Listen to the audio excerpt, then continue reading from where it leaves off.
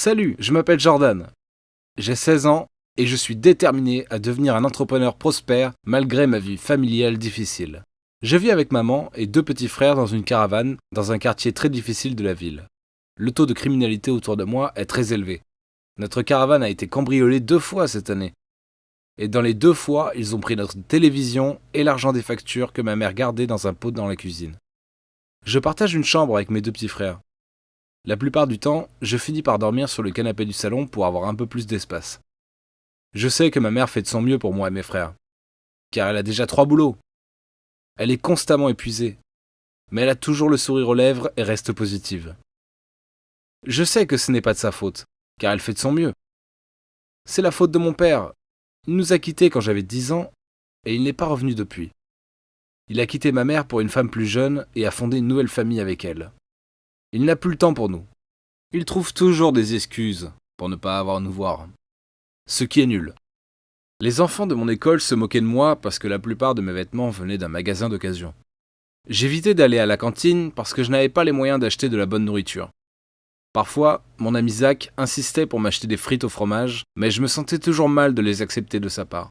Les frites au fromage sont ma nourriture préférée, avec la pizza, la viande hachée, mais je veux être celui qui les paye pour ses amis, et pas l'inverse.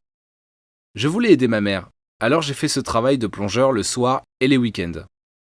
C'était dans un restaurant près de chez moi. J'ai économisé mon salaire, mais au lieu de le donner à ma mère, j'ai décidé de l'investir. Car c'est mon rêve d'être un homme d'affaires prospère. J'ai acheté une boîte pleine de collations à ce grossiste. Des sacs de chips, de bonbons et de tablettes de chocolat. Zach m'a aidé à les vendre à l'école, et j'ai tout vendu à la fin de la journée. J'ai donné à Zach sa part de l'argent, et j'ai investi la mienne dans l'achat de 3 autres boîtes à goûter, qui se sont également vendues avant la fin de la journée. Quelqu'un m'a dénoncé auprès du directeur de l'école, M. Barlow, qui s'est fâché et m'a interdit de vendre des collations dans l'école. Alors j'ai décidé de les vendre juste devant le portail de l'école. M. Barlow m'a appelé dans son bureau, et j'ai cru qu'il allait me crier dessus. « J'ai entendu dire que tu vendais toujours tes friandises, » dit-il. « Oui, monsieur, mais pas sur la propriété de l'école. »« Je vois, » dit-il en soupirant.